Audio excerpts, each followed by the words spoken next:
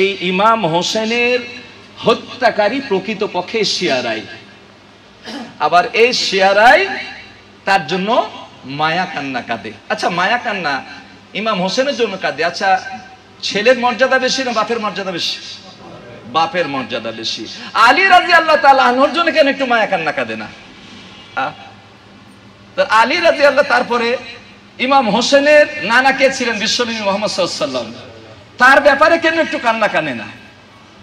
তাহলে কি বোঝা যাচ্ছে এর মধ্যে বিরাট একটা ষড়যন্ত্র, অনেক ইতিহাস, সেগুলো তো আজকে বলার কোনো সুযোগ নাই। শুধু এতটুকুন বলবো যে ইসলামে যেমন শোক দিবসও নাই, জন্ম দিবসও নাই, মৃত্যু দিবসও ইসলামে এটা বৈধ না।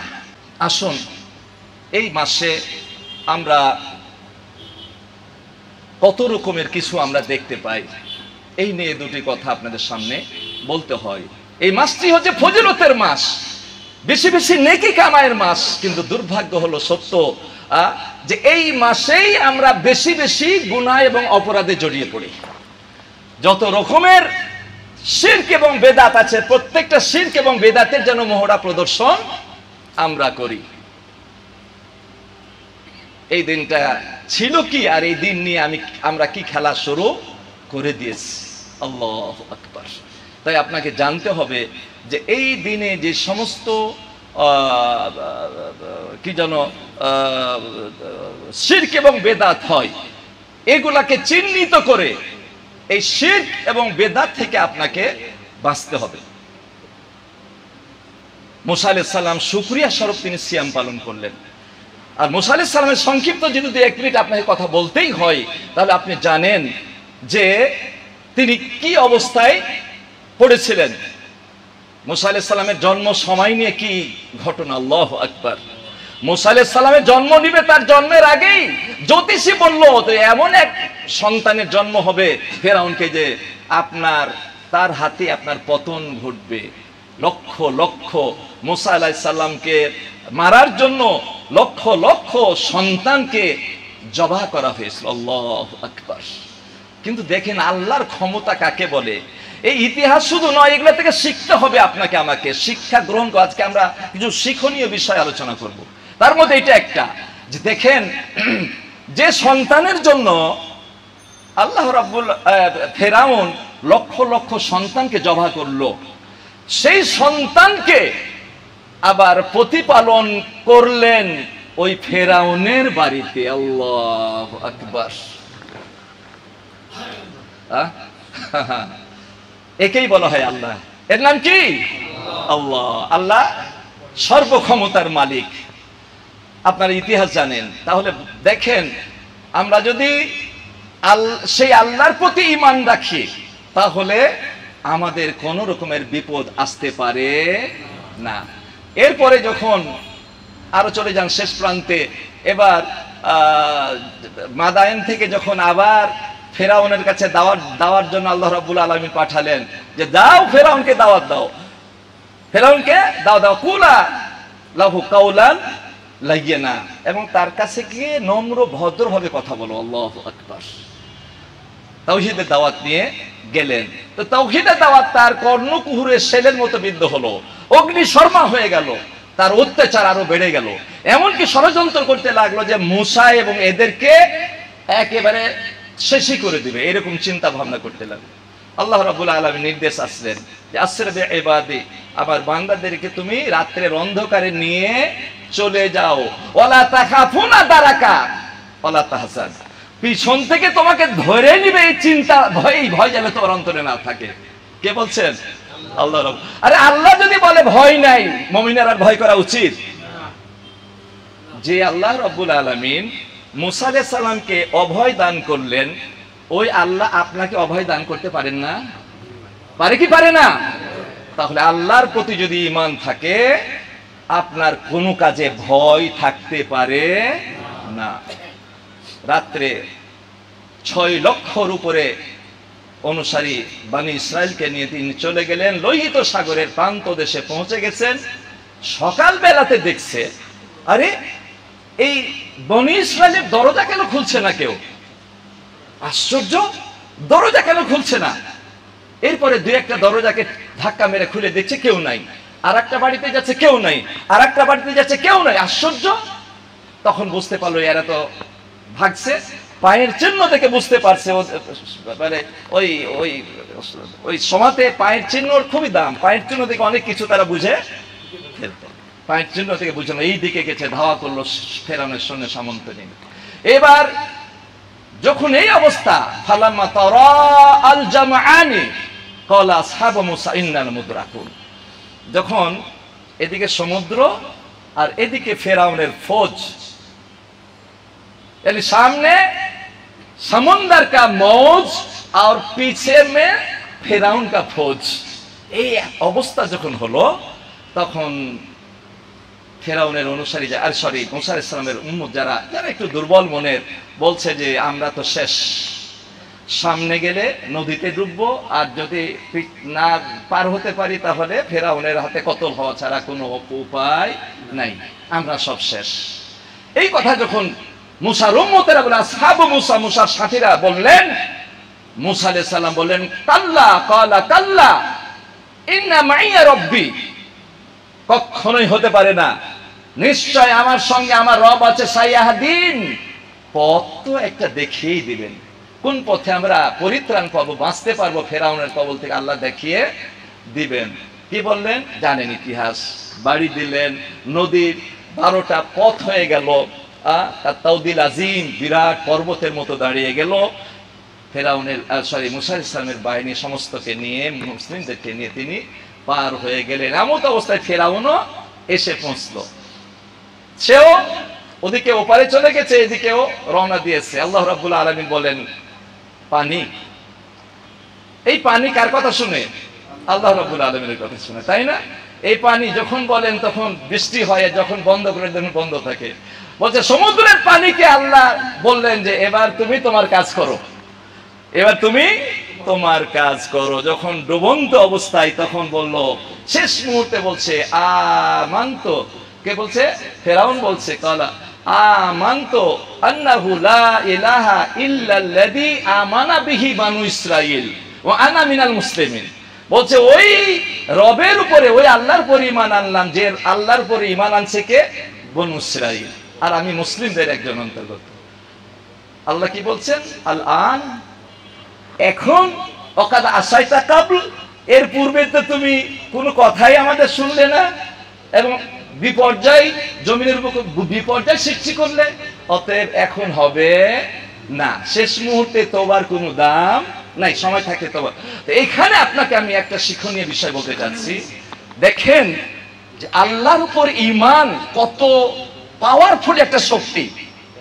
আপনার যদি আল্লাহর উপরে ঈমান সেই রকম থাকে, পৃথিবীর কোন শক্তি আপনার কোনো ক্ষতি করতে পারবে না। হাদিসের মধ্যে আছে, পৃথিবীর সমস্ত মানুষ যদি একত্রিত হয়ে তোমার ক্ষতি করতে চায়, তো তোমার ক্ষতি করতে পারবে না, ততটুকুনি পারবে যতটুকুন আল্লাহ কাতাবাল্লাহু লাক, তোমার জন্য লিখে রেখেছেন। অনুরূপ ভাবে একটি জাতি যদি তোমার কোনো উপকার করতে চায়, উপকার করতে পারবে না, ততটুকুনি পারবে যতটুকুন আল্লাহ লিখে রেখেছেন।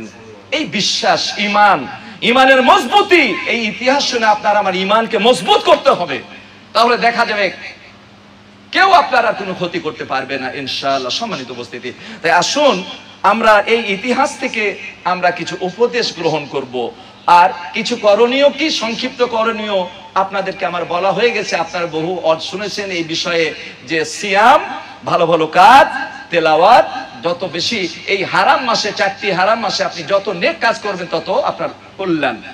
আর এই হারাম মাসগুলোতে নেক কাজ যেমন বেশি উপকারী, ঠিক গুনার ক্ষতিও কিন্তু বেশি ক্ষতিকারক।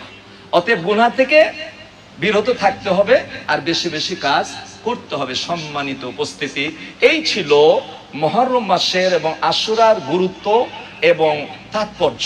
এখান থেকে কিছু আমরা শিক্ষণীয় বিষয় শুনলাম। আরো অল্প কিছু কথা বলে আমি শেষ করব।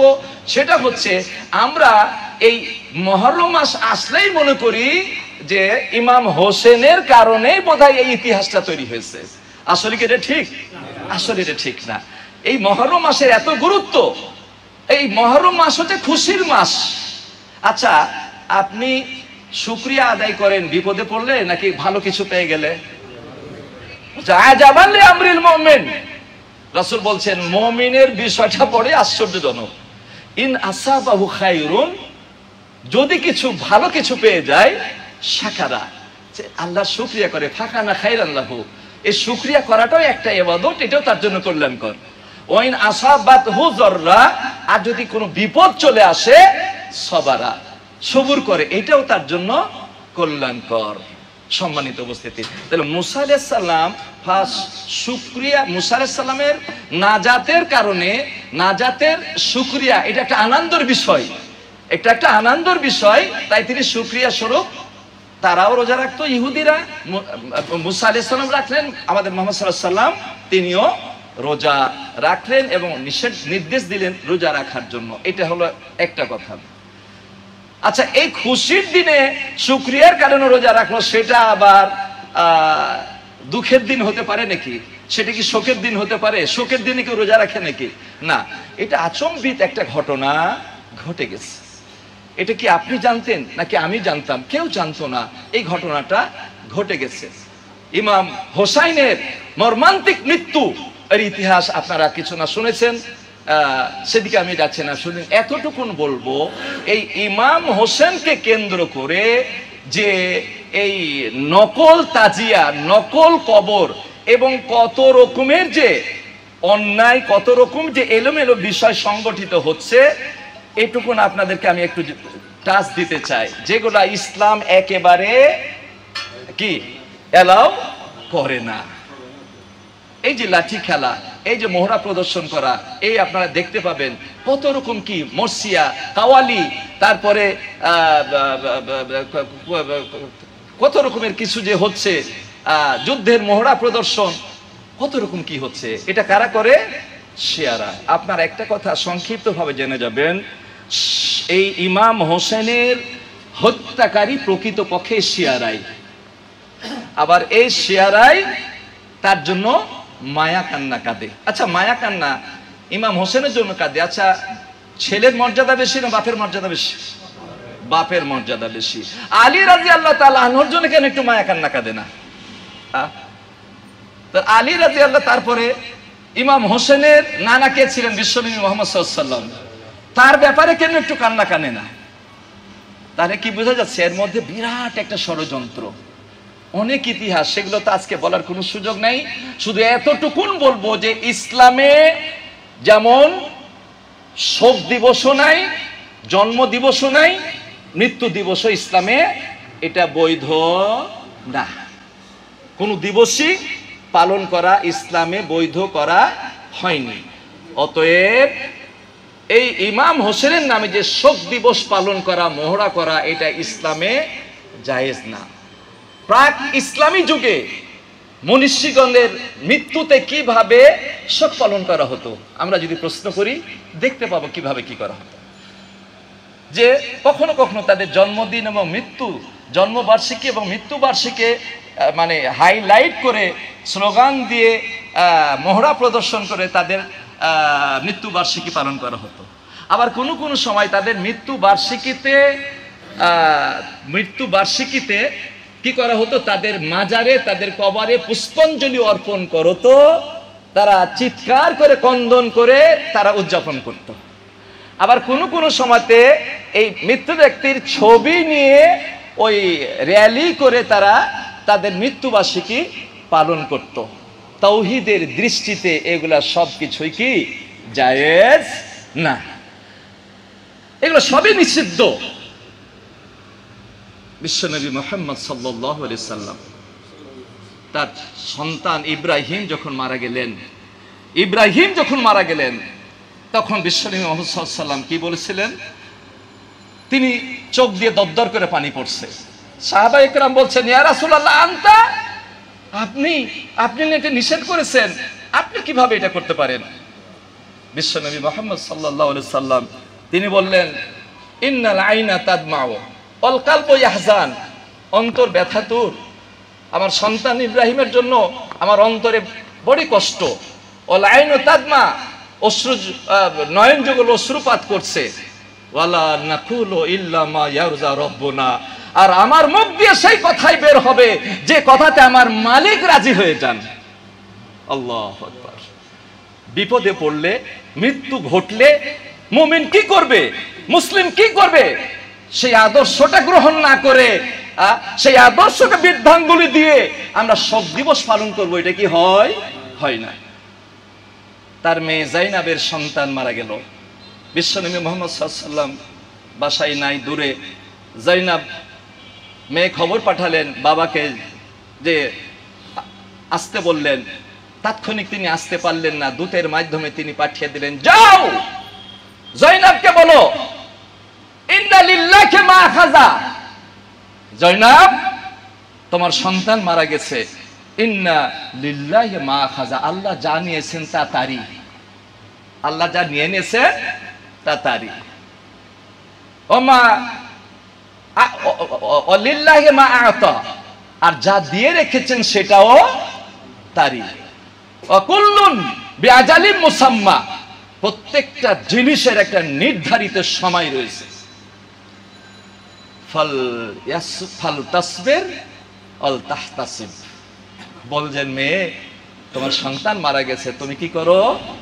তুমি সবুর করো, আর এই সন্তানের জন্য তুমি নেকির আশা করো। আল্লাহু আকবার।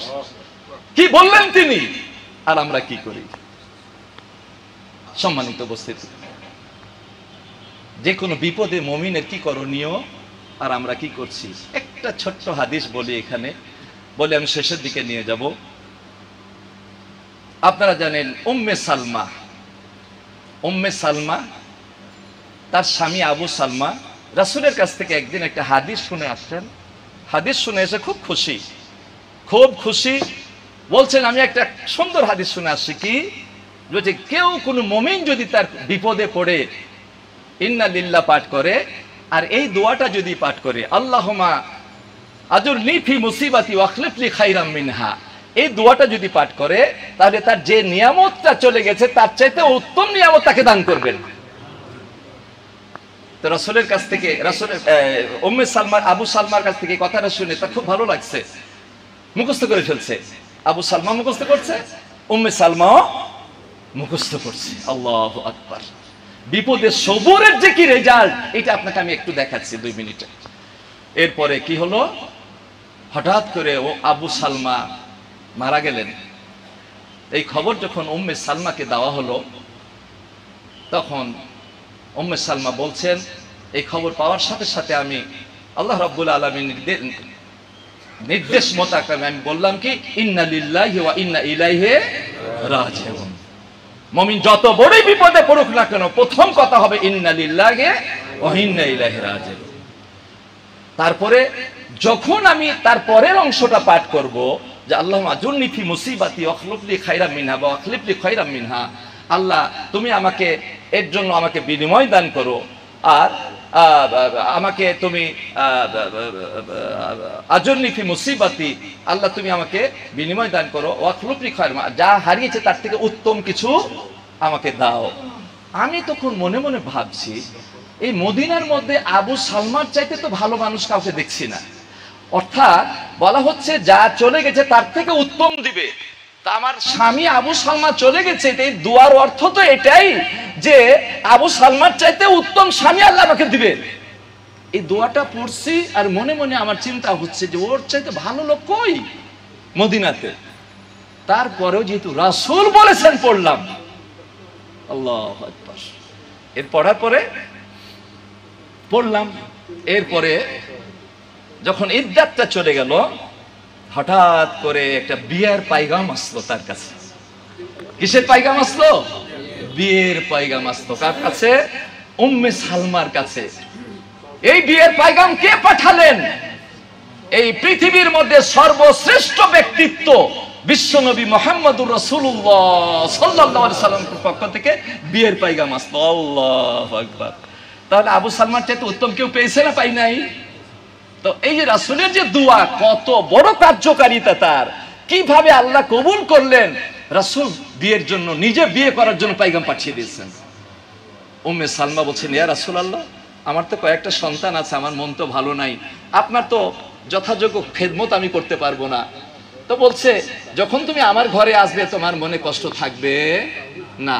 ইয়া রাসূলুল্লাহ, আমার তো বেশ কয়টা সন্তান, এদেরকে নিয়ে আমি কি করব? বলে তোমার সন্তানেরা তো আমারই সন্তান।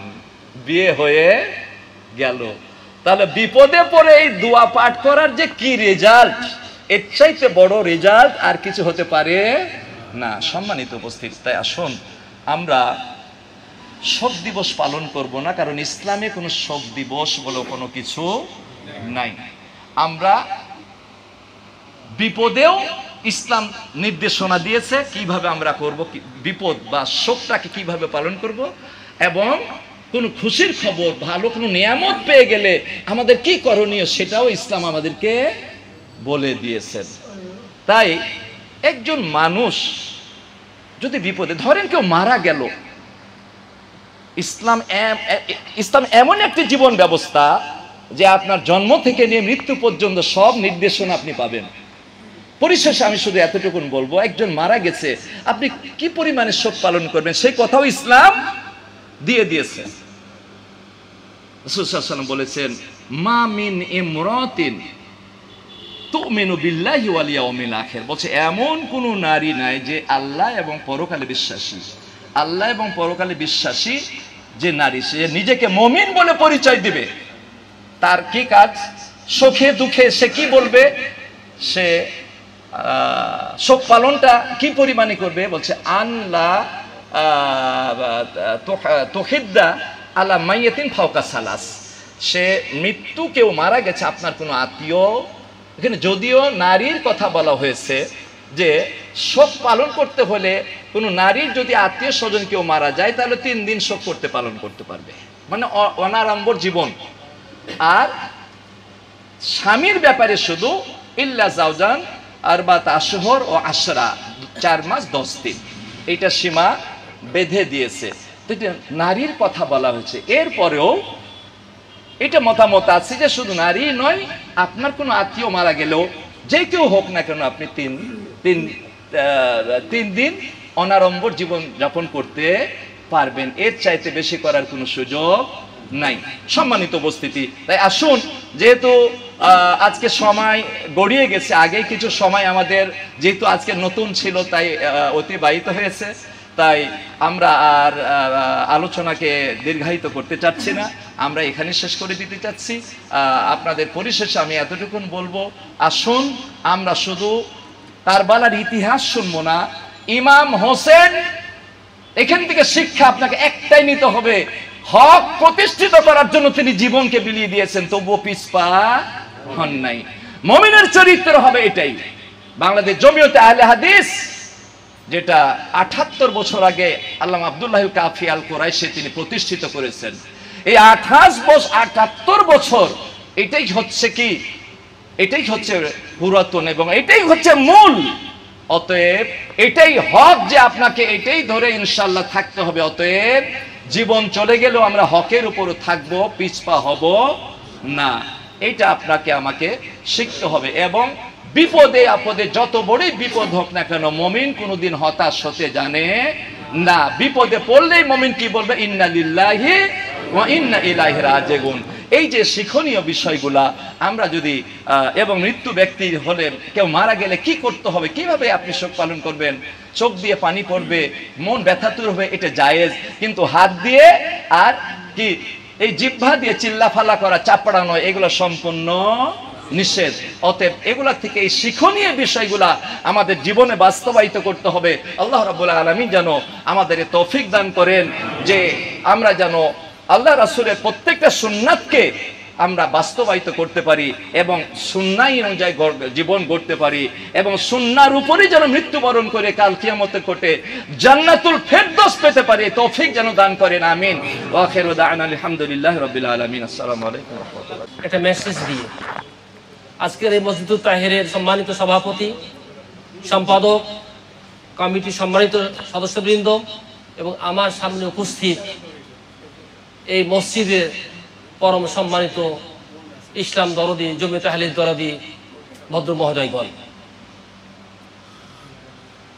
আজকে যে বক্তব্য হলো আমি আকণ্ঠ এটা আমি অনুধাবন করেছি, শুনেছি এবং বুঝেছি।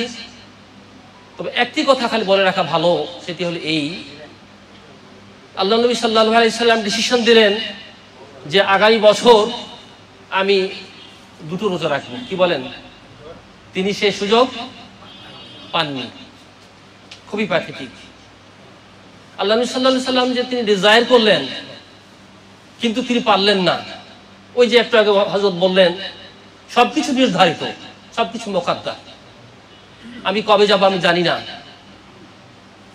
তাহলে আমাদেরকে ভাবতে হবে এই মাসটা হচ্ছে, যেটি হযরত অত্যন্ত বিশ্লেষণধর্মী বক্তব্য রাখলেন যে রমজানের পরে সবচেয়ে গুরুত্বপূর্ণ মাস হচ্ছে এটি, এবং সেটি সমাগত।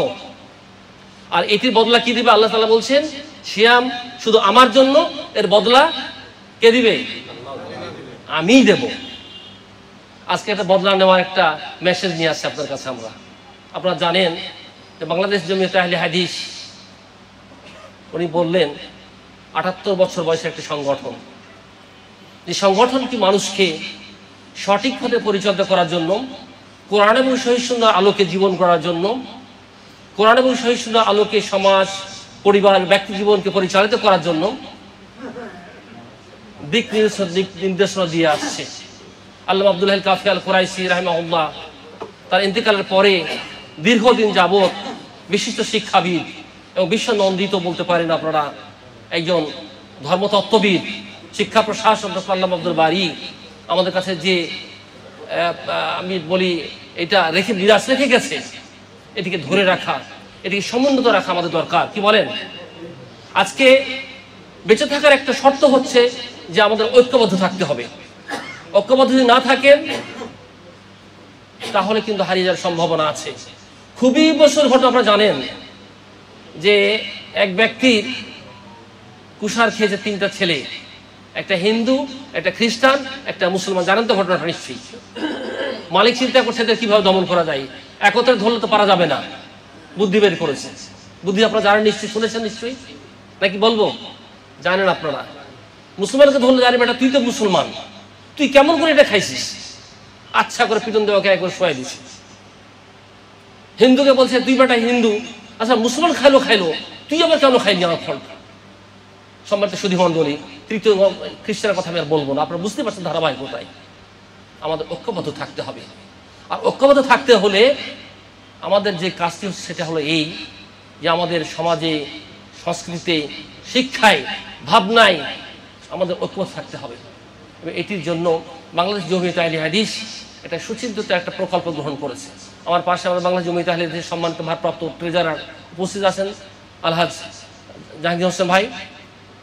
আমি এই জন্য আসছি যে আমরা একটা প্রকল্প গ্রহণ করেছি যে বাংলাদেশে যে 4 কোটি আহলুল হাদিস, কমপক্ষে আমরা 1 লক্ষ আহলুল হাদিস আমরা মোবিলাইজ করতে চাই।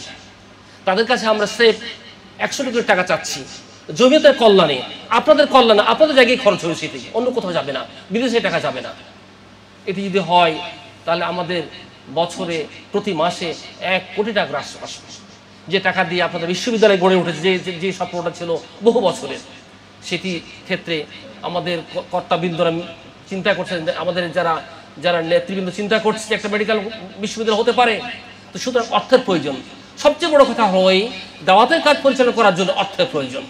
এই জন্য আমরা মনে করছি যে এই সাদাকায়ে জারিয়া হিসাবে 100 টাকা প্রতি মাসে যদি আমরা দান করি, আমাদের কাছে ফর্ম আছে।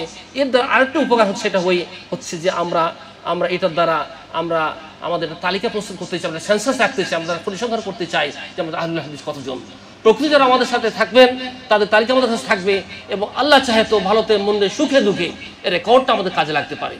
এই জন্য আমি বিনয়ের সঙ্গে অনুরোধ করছি যে আপনারা যারা আছেন, এই মুহূর্তে হয়তো সবাই পারবেন না, কিন্তু ফর্ম আমি নিয়ে আসছি, সবাই একটা ফর্ম নিয়ে অনুগ্রহ করে পূরণ করে আমাদের ইমাম সাহেবকে আছেন ওনার কাছে যদি আপনারা দেন তাহলে মেহরবানি করে এটা আমরা পেয়ে যাবো। এবং এটি আপনাদের কাছে আমরা আমাদের গরজ আমরা চেয়ে নিব। এবং আলহামদুলিল্লাহ আমরা জাহাঙ্গীর সাহেব আইসিটির দায়িত্বে আছেন, আমরা একটা ব্যবস্থা করছি যে আপনি 100 টাকা দিবেন, আপনি মেসেজ পেয়ে যাবেন। এইভাবে আমরা একটু আধুনিকায়ন করে জমিয়তকে সামনে নিয়ে আসতে চাচ্ছি। আমরা আশা করছি যে আপনারা আমাদের এই আহ্বানকে গুরুত্ব দিবেন এবং আমাদের দুনিয়া থেকে যাওয়ার আগে আমাদের একটা কিছু পয়সা আমরা যারা পাঠাতে পারি সেই চেষ্টার মধ্যে আপনাদের সামিল হওয়ার জন্য আমি বিনীত অনুরোধ করছি। আমি কথা বাড়তে চাই না। আল্লাহ তাআলা জাল্লে জালালহু জাল্লে শানহু যেন আমাদেরকে এই সদুদ্দেশ্যকে সফল করার জন্য যেন আমরা সবাই অংশগ্রহণ করতে পারি। 100 টাকা খুব কম টাকা। আমাদের এমনি সমস্যার পরে বলেন যে এর থেকে অধম কে আর আছে যে 100 টাকা দিতে পারবে না। মেহরবানি করে আমি চাই এই নতুন মসজিদ এই 8 মহল্লা 7 মহল্লার মধ্যে 1 মহল্লা যোগ হয়েছে, আল্লাহ তাআলা এই মহল্লাবাসীকে বরকত দান করুন, আমরা দোয়া করি। আমি সেই সূত্রে অনুরোধ করছি, এই অনুরোধটা আপনারা রাখবেন। আল্লাহ তাআলা আমাদের তৌফিক দান করুন। আল্লাহুম্মা আমিন। ওয়া আখিরু দানা আলহামদুলিল্লাহি রাব্বিল আলামিন। আসসালামু আলাইকুম ওয়া রাহমাতুল্লাহি ওয়া বারাকাতুহু।